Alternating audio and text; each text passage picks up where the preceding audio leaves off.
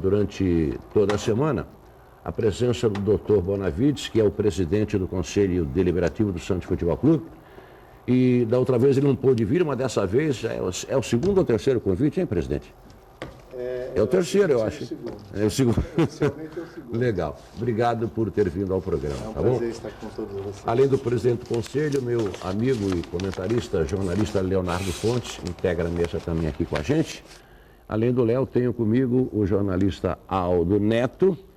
E além do Aldo, completa-se a mesa com a querida companheira e jornalista Denise Pires. A Denise, se tiver alguma pergunta, vai ficar à vontade aqui, o público, para poder indagar e, consequentemente, nós passarmos as indagações ao presidente do Conselho. Presidente, antes de mais nada, obrigado por ter vindo, muito boa noite. E a pergunta não poderia ser outra, dentre tantas quantas. Agora à tarde, a Justiça, me parece, deu uma liminar ao ex-presidente Odílio Rodrigues e ele recupera seus direitos como associado do Santos Futebol Clube. Mas há quem diga, não, ele não tinha perdido porque não foi oficializado, não chegou a ser sequer citado. O senhor poderia passar alguma informação, presidente? Boa noite. Boa noite a todos. Realmente chegou essa notícia, né? Era de se esperar, evidentemente, a reação, né? O direito de impetrar a ação judicial e, naturalmente, a nível processual, uma liminar, o juiz conhecer o mérito da questão e, no curso do processo, ser todos colocados em análise. Presidente, vou passar para o Leonardo, Aldo, os companheiros aqui na sequência, mas de qualquer forma, nós vamos aproveitar, nós temos inclusive uma matéria, foi feita com o presidente Modesto Roma, e evidentemente essa matéria foi feita hoje à tarde, eu estava lá, o presidente me recebeu, né? Porque poderia estar ocupado, não me recebeu, ele fala de muitas coisas, inclusive a perda de alguns jogadores, ele cita Ricardo Oliveira, Lucas Lima e mais um, que são 3 ou 4 jogadores que o Santos perde por 9 jogos. Gabriel, né? O Gabriel, bem lembrado. E ele me explicou exatamente esse problema afeto a essas perdas. Agora, eu tenho mais uma pergunta ainda do Conselho, aí passo a bola aqui para os companheiros. É o seguinte, a última reunião do Conselho Deliberativo do Santos, houve a análise das contas da diretoria, né? Exato. E de 2015, que foi feita agora essa votação em 2016, correspondente ao ano de 2015. A pergunta é a seguinte, presidente. Existe alguma possibilidade de reversão? Houve uma defesa? Em que pé estamos nesse aspecto? Sim. Realmente foi apresentado o parecer do Conselho Fiscal referente às demonstrações financeiras do exercício 2015, o primeiro ano de gestão do Modesto Roma, né? Sim. Enfim, tem algumas peculiaridades. De qualquer forma, foi então o parecer imputava uma reprovação, indicava uma reprovação das contas e foi colocado em votação no plenário e uma votação calorosa, né? Então ficou aí por 2 votos, foi aprovado o relatório que recomendava a reprovação das contas no exercício de 2015. Uma primeira análise desse processo todo e então, naturalmente, a gestão terá um novo momento, oportunidade de, agora com mais documentação, apresentar aí suas alegações daqueles itens que foram resultantes aí dessa recomendação de reprovação e acolhido pelo plenário do Conselho. Muito bem. O Wagner Frederico, o Léo, os companheiros todos. Eu tenho algumas ordem perguntas nenhuma a fazer para o Fernando, que para quem não sabe, o Fernando é conselheiro efetivo do Santos há muitos anos, tem uma longa história no Conselho. Eu queria só, antes de continuar aí nessa questão referente às contas, falar ainda da penúltima reunião, que foi a reunião que definiu aí a eliminação do ex-presidente Odílio e do seu CG, do quadro de associativos, do quadro de sócios do Santos, né? Eu queria entender, presidente, no caso do Ananias, que também foi votado no Conselho na sua gestão, que também foi um parecer da Comissão de Inquérito de Sindicância que foi rejeitado, o caso voltou para a Comissão de Inquérito de Sindicância, que fez um novo parecer que foi votado em plenário. Porque nessa questão, que o rito foi o mesmo, o parecer da Comissão de Inquérito de Sindicância dava uma suspensão de 1 ano ao presidente Odílio e 9 meses para os outros membros do Comitê de Gestão, porque não retornou para a CIS fazer um novo parecer e marcar uma nova reunião para definir uma nova punição? E por que se foi votada essa punição em plenário? Parece que essa é a maior discordância que está tendo em relação a isso na parte jurídica, né? Sim, de fato, tem todo esse processamento, né, dessas questões. De qualquer forma, o plenário do Conselho Deliberativo é soberano, né? Então, o relatório da Comissão de Inquérito de Sindicância recomendou essa punição que você citou, né? Seria 12 meses e para os demais 9 meses. E no curso da reunião, houve a deliberação de vários conselheiros no sentido de que o relatório estaria de acordo, estaria aprovado na sua essência. Agora, com relação à penalidade, realmente havia aí, então, uma discordância, bem dizer, geral, né? Eram presentes ali 207 conselheiros e apenas 3 discordaram, né? A grande maioria era por uma penalidade maior, a própria expulsão. Então, isso foi colocado em plenário. Fernando, só desculpa te interromper. Eu entendo isso perfeitamente, que a maioria quer uma punição contra o presidente Odílio. Eu mesmo, se estivesse no conselho, não sou contra a expulsão. O que eu estou discutindo é o rito que foi feito. Você, até como advogado que você é e dos bons, obrigado. Você não acha que o fato de ter mudado a punição não teria que ter dado ao Odílio, aos membros do CG, um novo direito de defesa? Afinal de contas, eles tinham recebido uma punição e foi mudado ali em plenário e não tinha ninguém representando eles em plenário para poder fazer essa defesa lá na hora. Não é o caso, Aldo. O sagrado direito de defesa foi, ao longo de mais de 1 ano e 4 meses, foi sempre acolhido e houve essa oportunidade. Eram 9, 10 conselheiros com o mesmo advogado. Então, e ao longo do curso processual, houve toda essa oportunidade. No caso específico, na hora da pena, entendeu-se em um agravamento. Então, como é soberano, através do artigo 18 do Estatuto Social do Clube, correlacionado ao artigo 16, então imputou-se, por ampla maioria, esse entendimento de um agravamento da pena. É uma situação que todos nós lamentamos, nós não esperamos que ex-dirigentes sejam, enfim, processados internamente, né? Mas é o bojo de toda a conjuntura política que nós temos hoje no Conselho. Acredito que teremos oportunidade ainda nesse programa de falar sobre isso. Claro. Todos conhecem, são 3 correntes políticas que nós temos hoje no Conselho. É a primeira vez que isso ocorre. Já é mais, né?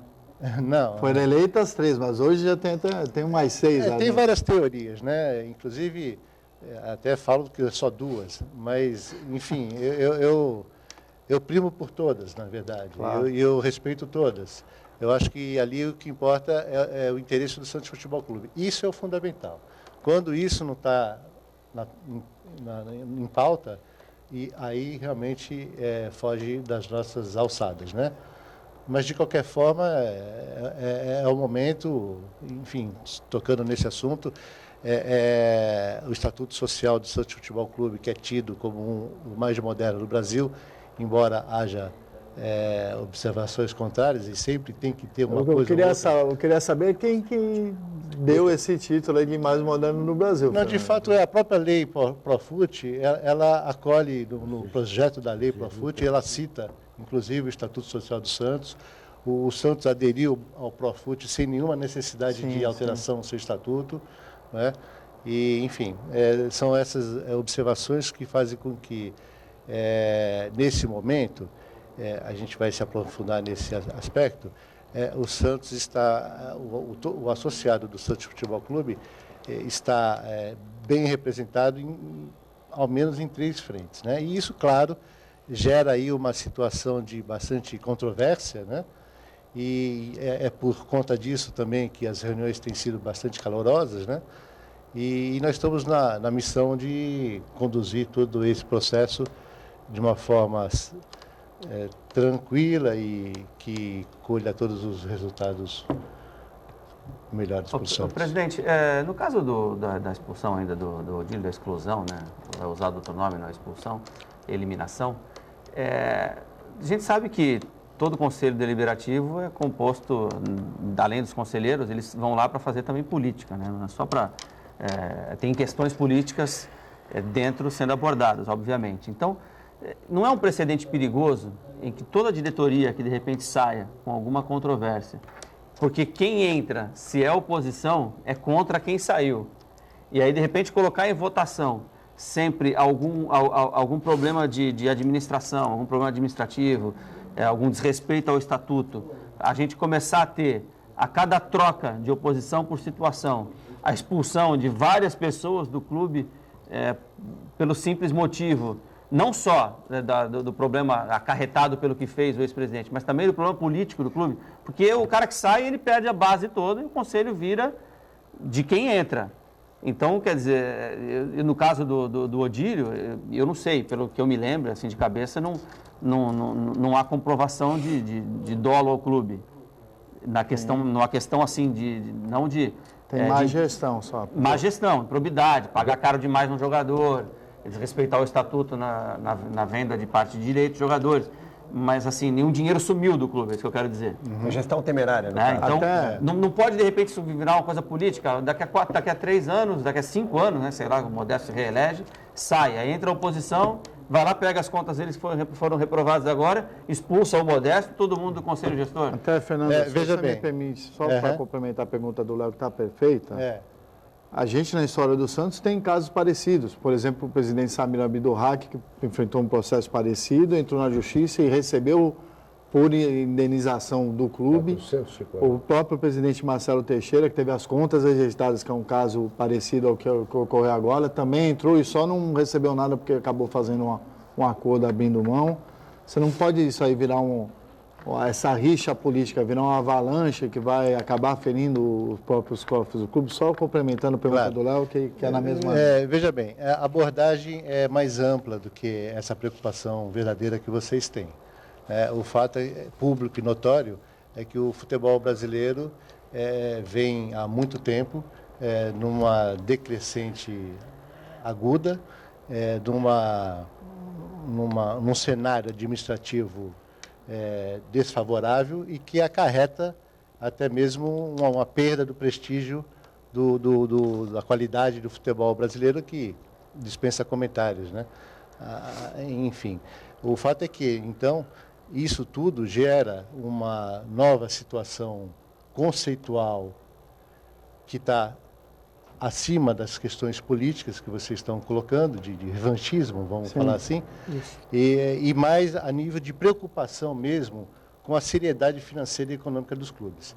Como todos sabem, é público, a situação que o clube chegou ao final de 14, eram aí 5 anos de um grupo de administradores, né? Houve uma sucessão, ela chegou a um ponto muito complicado e comprometedor mesmo para a vida financeira do clube, né? Então, eu acho que essa colocação que vocês fazem, que é pertinente, ela está no segundo plano.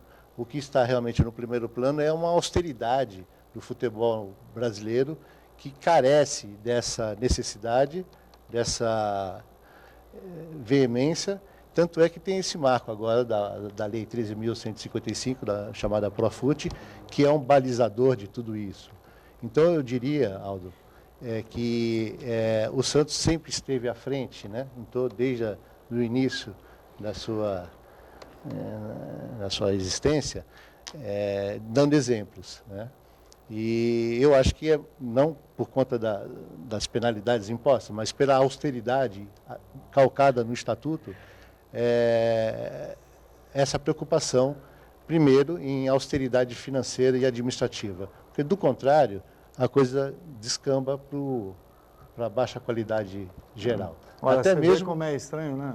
Você está falando do Profut. O Profut regulamentou uma agência reguladora do futebol e o presidente Modesto representa os clubes e está com as contas reprovadas. Veja, essa questão, nesse momento, das contas reprovadas, ela não é definitiva, muito pelo contrário. Ela é momentânea e, nesse momento, claro, foi perguntado ainda há pouco, terá a oportunidade de apresentar os seus argumentos, as suas considerações, né? E será novamente apreciada pelo Conselho. A minha pergunta, Armando, é justamente sobre isso. Para o torcedor, boa noite, primeiro, boa noite. Para o torcedor comum poder entender o que realmente pode acontecer com o presidente Modesto. Ele teve as contas reprovadas e, diferentemente da situação do Marcelo, por exemplo, o Marcelo ele teve as contas, mas depois do encerramento do mandato dele. O presidente continua no cargo, né? É uma situação um pouco diferente, né? E até mesmo inusitada. É um presidente que tem as suas contas do último ano reprovado.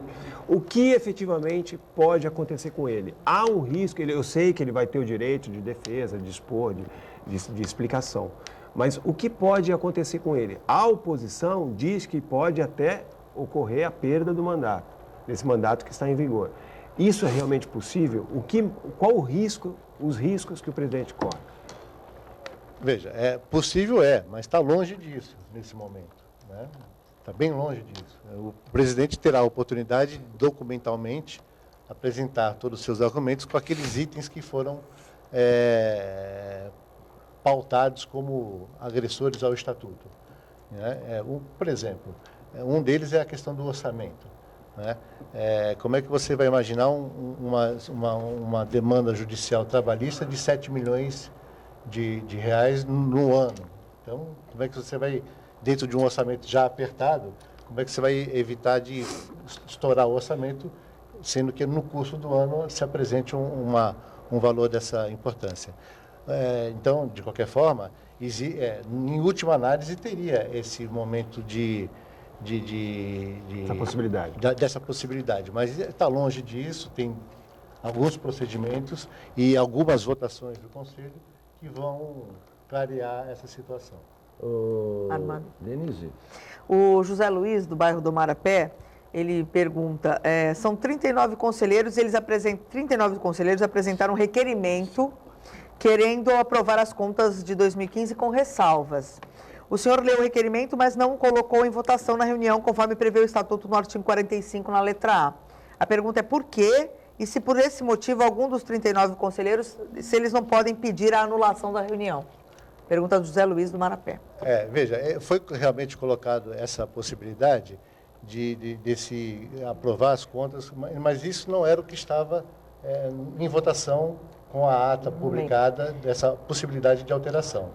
Então, naquele momento, não foi acolhido, inclusive, pelos conselheiros, essa propositura, e então pautou-se apenas Você, só para esclarecer, você chegou a botar em votação plenário o requerimento para ser aprovado ou não? Veja, não foi colocado em votação, foi no debate que foi afastada essa possibilidade diante da sistemática da votação em si. Tá. Presidente, o Conselho Deliberativo do Santos, claro, é um órgão soberano. O que ele faz é quase que a última instância, não tem mais a quem recorrer. O senhor não acha que não é de hoje, acho que há uns 20 anos para cá, vem havendo um fel muito grande da turma do Samir contra a do Códia contra a do Aguiar, contra a do Marcelo, contra a do Milton, contra o do Ernesto Vieira, contra... Enfim, não está se formando um fel, um ódio. E não, eu acho que um conselho tem que fiscalizar, colaborar, ajudar, mas a gente vê não é uma rusga, eu vou adjetivar de outra forma. Não é nem rusga, nem fel, nem contraponto. É aquela coisa de poder pelo poder, né? Ou o senhor acha que eu estou errado? Fique à vontade, se o senhor achar que eu estou errado, eu lhe deixo totalmente... Mas não é nada disso, você que está vendo fantasma. Por favor, presidente. Veja, às vezes eu também me questiono nesse sentido, Armando. O fato é que é legítimo, ainda que possa ser político, é legítimo. Eu, como o Aldo disse, sou conselheiro há 23 anos, e ao longo desses anos todos a gente vem acompanhando aquele estouro do orçamento, os déficits negativos, a dívida cada vez aumentando mais, e no resto não tenho a menor dúvida que todo santista não almeja esse encaminhamento, essa trajetória financeira do clube que realmente pode levar à falência, né? Então, ainda que possa ter essa conotação política, eu quero crer, Armando, que realmente são interesses, eu acredito que sejam interesses pelo bem do clube. Evidentemente que chega a um ponto de exacerbação de ânimos, de ideais, de pensamentos, mas ali é uma casa de debates. O senhor acha que é por sentimento ao clube, realmente? Não tem nada de uma rinha pessoal, Nenhum interesse que não foi atendido, a pessoa muda de lado. Alguém que queria fazer isso, não foi. Ou alguém, por exemplo, alguém que vê e se posiciona no lugar da... Por exemplo, eu ouço dizer assim, o Dagoberto ganha muito. Eu nem sei quanto ganha agora. É a inveja do Bolsonaro. O Dagoberto não sei o quê. Por exemplo, outra coisa. Outro dia eu ouvi dizer assim, nossa, a primeira-dama, que linda.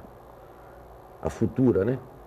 Esposa do Michel Temer. Falou assim, mas é o seguinte, ele é não sei quantos anos mais velho.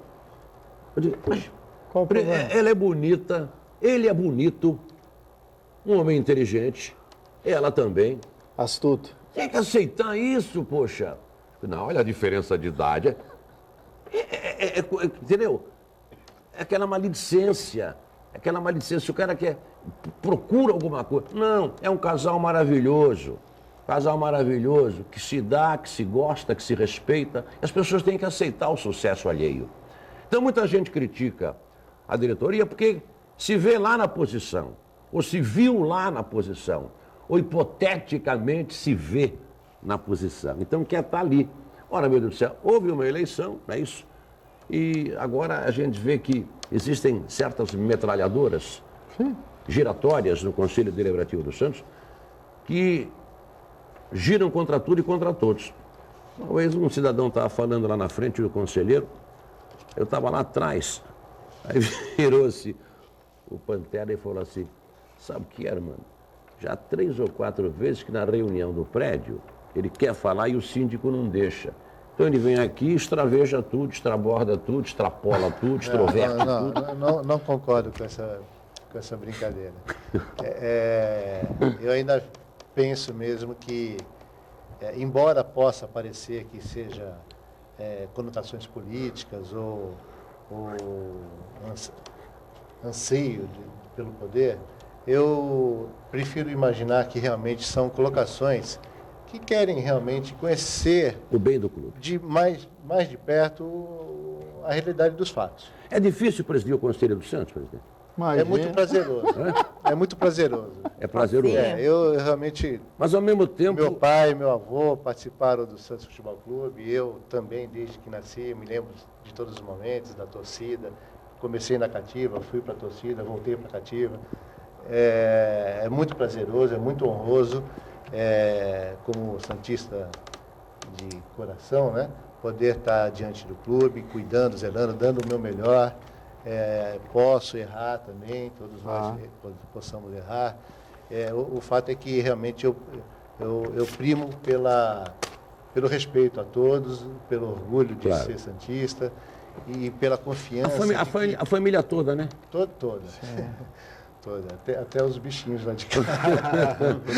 Então, e de fato é que eu primo realmente pela importância desse momento e vejo que todo esse momento delicado, que envolve, digamos, uma fiscalização, que é a função do Conselho, é fiscalizar, Claro. ainda que um ou outro de uma forma mais exaltado, que seja, cada um tem o seu jeito de ser, eu acho que isso a curto e médio prazo, vai propiciar para o Santos Futebol Clube um patamar de organização, de finanças e de conquistas muito salutar. Ok. Nós estamos entrevistando o Dr. Fernando Galotti Bonavides, que é presidente do Conselho Deliberativo do Santos Futebol Clube. Estamos ao vivo, são 11 horas e 28 minutos desta noite de sexta-feira. Em nome de Braga Pneus, na rua Bittencourt, muito próximo da Conselheiro Nébias, com mais de 70 itens disponibilizados para o seu automóvel. Braga Pneus, Bittencourt 259, pertinho da Conselheiro Nébias. Braga Pneus, telefone 2102-0606. Perguntar para a Denise, tem pergunta pingando aí, Denise? Tem sim. Tem a pergunta aqui do Mário, do Campo Grande, que pergunta se o presidente teria a pretensão de ser presidente do Santos Futebol Clube. Mas já. Olha, eu vou ser Que sincero, saia Não justa. é? Né? Sabe quando a gente é criança, né? A gente pensa em não tudo é? na vida, né? Ah, Realmente não tenho. Diria até mais.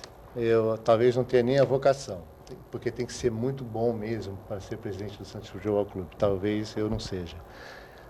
Eu pretendo ser do conselho um bom presidente e me esforço para isso. Não é fácil. Essas três correntes que a gente fala, e eu trato com respeito e carinho, porque eu também estive, ainda estou da mesma forma, é muito honroso tudo isso. Agora, quando essas correntes políticas chegam ao poder, aí a coisa muda de figura para quem está no poder, né? É fácil criticar, é fácil apontar, é fácil sugerir coisas que muitas vezes não se tem nem conhecimento do que está se falando. Eu ouso dizer que num passado não muito distante, ou seja, ao longo de todos esses anos, sempre foi muito difícil a administração do clube. Envolve, realmente é muito difícil. Eu tenho uma empresa há muitos anos também e a gente tem uma visão normal de uma administração. Quando se trata de um clube da magnitude do Santos Futebol Clube, realmente a proporção é outra. E quando o piloto senta naquela poltrona, é muito difícil. Não é? Então tem que ter realmente um dom. Armando, Presidente, só um pouquinho. Claro. Um dos motivos dos problemas nas contas do Modesto, a questão das comissões, né, para o treinador, né, o Dorival Júnior, e também para o jogador que veio a custo zero, no caso já estava aí o Ricardo Oliveira. Né? Dá para imaginar que o Santos deveria mudar o estatuto em questão a isso, porque, infelizmente, o futebol hoje é quase que impossível, eu diria, você contratar alguém sem pagar comissão ao empresário, mesmo um jogador que já está no clube. E até porque isso, no meu entendimento, não seria nem difícil de burlar, né? Você renova o contrato com o jogador, no caso do Ricardo Oliveira, você coloca isso como luvas e manda o Ricardo pagar o empresário. Quer dizer, eu acho até que foi feito de uma forma para não burlar qualquer regra e acabou sendo um tiro pela culatra, né? Porque a gente tem o futebol, a gente pode pensar no futebol ideal e no futebol real, né?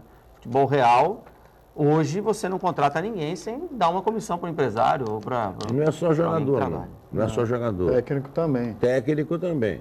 Todos os técnicos têm seus empresários e têm suas comissões. Outra coisa, jogador que você paga a comissão, mas ele já está no clube. Sim, ele já está no clube, com um contrato antigo. Agora, com um contrato novo, tem um empresário. Não adianta, eu gostaria que não fosse assim. É como disse o Leonardo, o mundo atual é assim. Você não consegue fazer mais a transação, você transacionar algum jogador, Um artista tenta contratar o Caetano Veloso. Você passa por 2, 3 anos. Tem empresário de Santos, empresário. Antigamente não era direto, né? Mas hoje não é mais assim. Mas a pergunta Só para foi feita. complementar a informação, não é só o Ricardo Oliveira, Léo. Tem o próprio Gustavo Henrique e outros atletas que também são citados. E o Dorival também, né? De fato, não vai muito longe, por exemplo, a negociação do Ricardo Oliveira, essa possibilidade dele de ir para a China, né? Então, vocês vejam como a coisa é complexa. Tem que, enfim, ter esse liame entre o atleta e o clube. O atleta visa os interesses dele. O clube também visa os interesses dele. Então, claro. Como é que você vai? E tem o detalhe da negociação. Eu estou falando por pensamento próprio, não é o caso em si, mas acaba sendo. Se sentarmos os dois na mesa, existe a possibilidade de, um primeiro momento, a coisa acabar logo por ali. Tem que ter um intermediário, digamos assim. No caso específico, isso foi apontado no relatório do Conselho Fiscal. Ele não entendeu com naturalidade. E aí eu volto a dizer, é plausível esse questionamento. O Ricardo Oliveira, enfim, ter um empresário numa renegociação. Eu acho que é função do Conselho Fiscal questionar isso. Da mesma forma, será apresentada os argumentos e as respostas do presidente. Nesse ponto, eu concordo com o presidente. Da mesma forma como se contestou, da mesma forma se pode justificar. Evidentemente, ele aguarda. Presidente, o senhor pode ficar mais um intervalinho com a gente? Pode ser? Por favor. Eu sei que o senhor está louco para comer sua pizza, tranquilo. Nada, estou à vontade. É um prazer enorme. Ele trouxe a esposa aí, mano. Ele está com o alvará liberado na sexta-feira. Sim, mas com alvará ou não, ela pode ter, poxa, quero comer uma pizza. Hoje é sexta-feira, é dia gordo, Olha, né? na qualidade de espectadores de vocês, é um prazer enorme estar aqui. Muito obrigado, muito obrigado. Ter à disposição, tanto eu como a minha mulher Renata. A sua mulher falou assim, acompanha sempre o programa. Eu digo assim, ela tem muita paciência para me aguentar. É verdade. Voltamos já, né, Denise? Opa. Rapidinho? Que isso, Denise concordou. Denise. Tenho aqui do bairro da Encruzilhada, o Antônio. Ele diz o seguinte: por que os conselheiros eleitos José Renato Quaresma, Rodrigo Marino e o Jorge Corrêa da Costa, que integraram por cerca de 6 meses o Conselho Gestor em 2015, tiveram direito a voto? Eles votaram as próprias contas, afinal foram gestores do clube. O senhor, como advogado, sabe dizer se o Código Civil permite essa situação? De fato, Antônio, né? Isso, Antônio. Está tendo realmente esse questionamento, sabe? Ao que parece, realmente o Código Civil veda essa possibilidade. Isso também será carreado para análise da Comissão de Inquérito de Sindicância e, posteriormente, será dado um parecer final sobre isso, a possibilidade desses votos serem válidos ou não. Eu não sei qual foi o voto deles, juro por Deus, eu não sei, porque eu não estava mais na reunião quando aconteceu, eu não sei. Eles votaram a favor do relatório, mano, eu sei. Aprovando o relatório. Se eles votaram a favor do relatório, eles votaram contra eles votaram contra as contas deles. Exatamente. Ou eu estou O que é mais louco de tudo. Primeiro, que eu acho que eles não poderiam votar nem contra nem a favor, porque eles não teriam condições de julgarem as próprias contas, ou seja, da gestão, do período em que eles eram os gestores. Como é que vai julgar essa própria conta? Parece a CET multa e ela, aqui em Santos, ela multa e ela mesmo que vai julgar se está certa ou se está errada. Mas aqui no caso não é a CET, aqui no caso específico é o Conselho do Santos. A pergunta Antônio da Encruzilhada. Da Encruzilhada, ela está eivada de razão, porque o estranho é que votaram contra no período deles. Para você ver como é o ranço que você estava falando. Que coisa impressionante. Eu estou meio confuso. O senhor pode me ajudar, presidente? De fato, isso não há uma vedação expressa no Estatuto, mas há um questionamento com relação ao Código Civil. Isso será analisado também pela Comissão de Inquérito de Sindicância e posteriormente teremos, então, um posicionamento definitivo sobre isso. Eu queria fazer uma pergunta, Fernando, uma pergunta um pouco chata, mas me cabe como repórter fazer. porque eu vi vários conselheiros, eu não estava na reunião, você sabe, estava lá presidindo, mas eu estava aqui no programa, que a gente estava com o programa ao vivo e a reunião foi longa.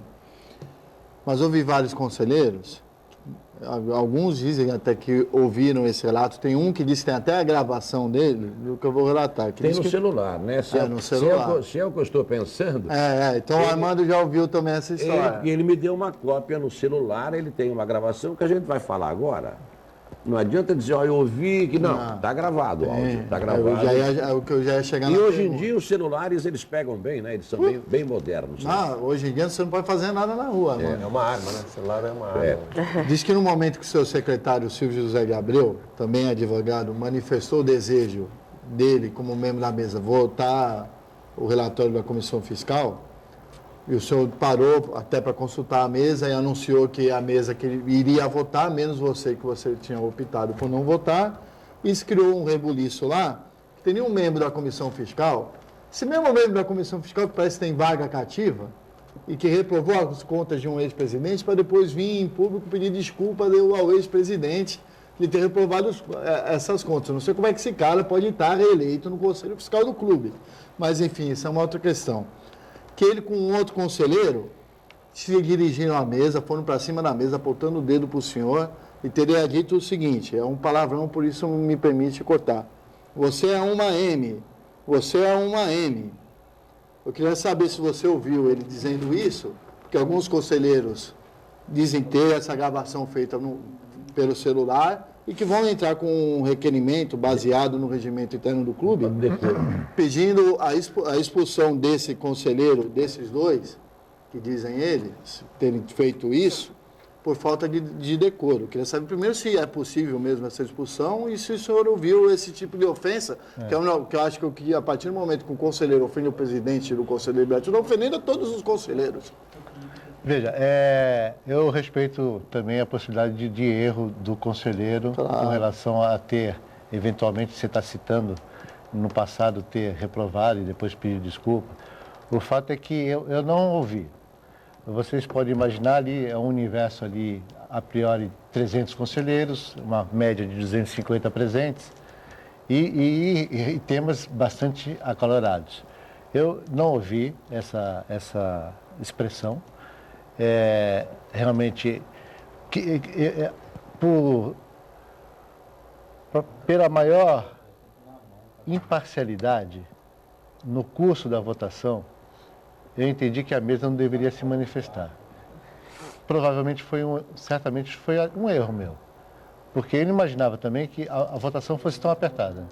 Sim. Então, naquele momento, eu falei, bom, vamos pedir mesmo para o conselheiro não votar. Da mesa, membro da mesa. Para ver essa imparcialidade da mesa. Isso eu primo por isso. O fato é que no desenvolvimento da votação, ela foi páreo. E eu até me surpreendi mesmo, porque realmente era voto a voto, né?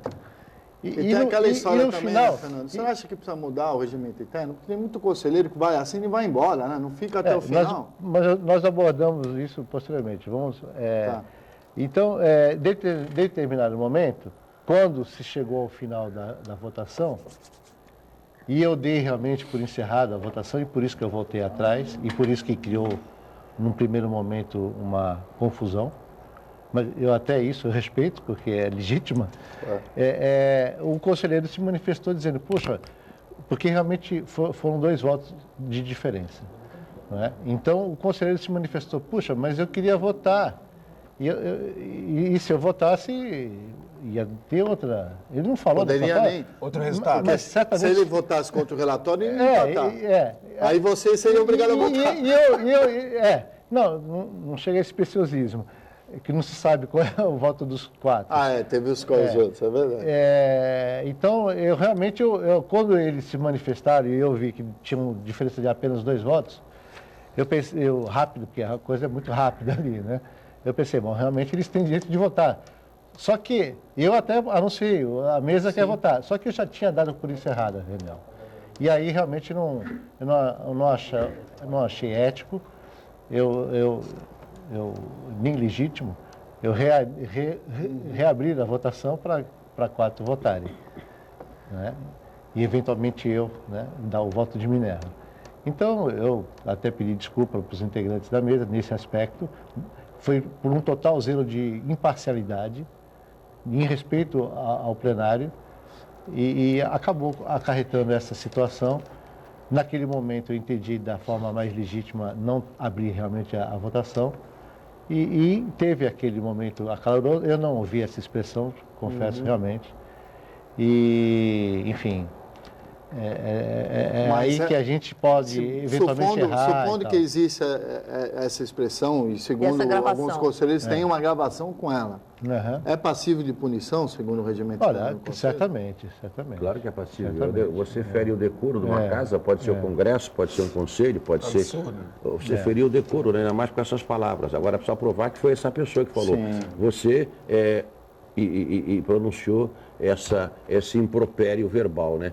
Agora, seja como for, a educação cabe no Conselho de Santos, como cabe no meio da rua Qualquer também, lugar. né? Isso em qualquer lugar cabe. Se for punido, depois não adianta chorar o leite derramado, né? Pô.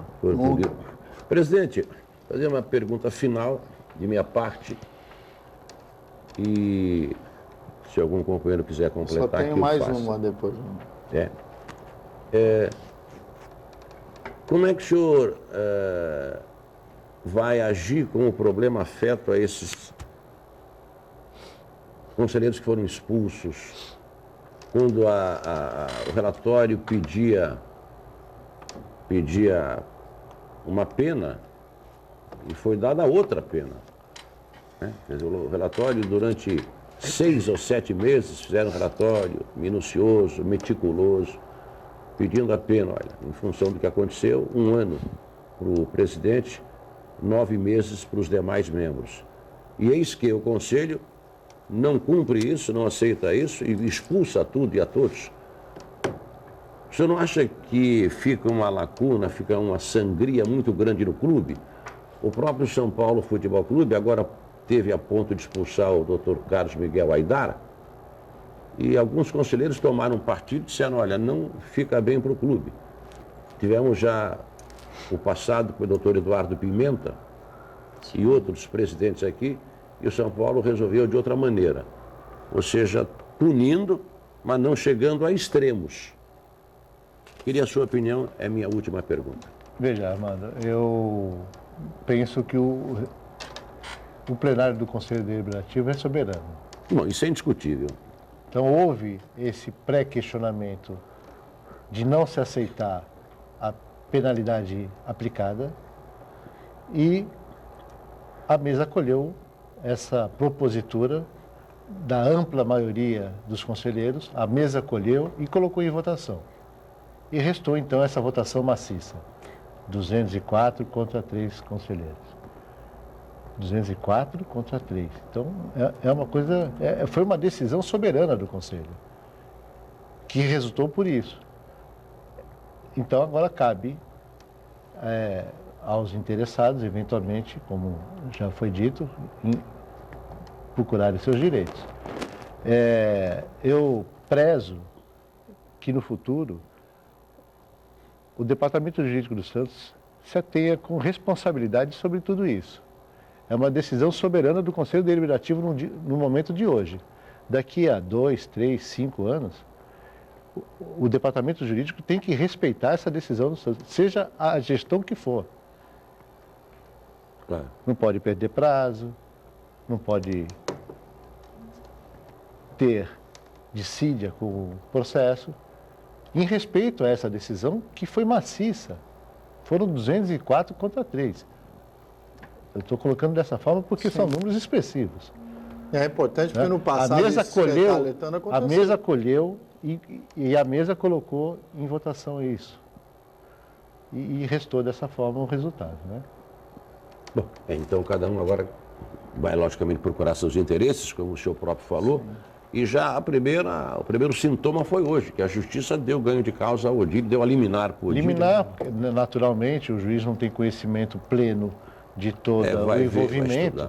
Veio o questionamento e, no primeiro momento... Isso já foi notificado da liminar? Não, porque seria... até então a gente tem notícia que eu li no jornal A Tribuna, mas parece que o processo é segredo de justiça também, não?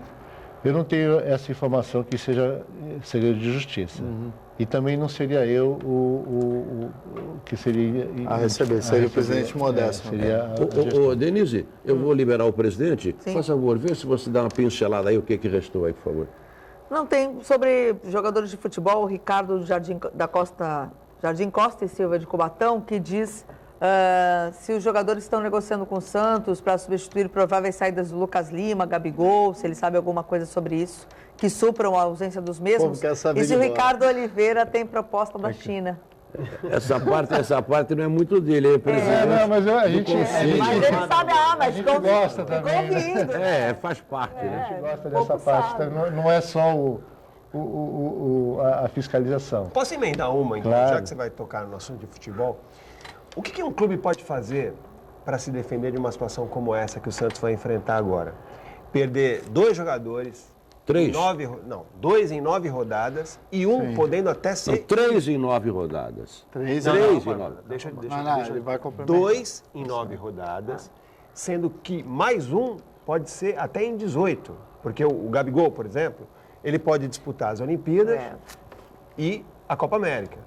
Se a seleção chegar até o final dessas competições, ele vai ficar 18 rodadas fora do Campeonato Brasileiro. Como é que um clube pode se defender disso, presidente? Pois é. Vamos lá.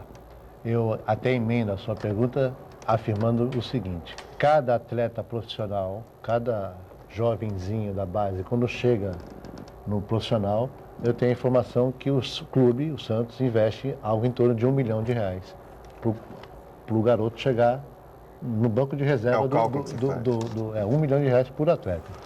Então, essa é a magia do Santos Futebol Clube de lançar tantos jogadores de prestígio da seleção É uma brasileira. fábrica, né? É uma fábrica. Acarreta essa situação. Eu me recordo, inclusive, que o Santos deixou de ser campeão brasileiro com o Neymar por conta disso também. Eu lembro. Se não me engano, em 2013.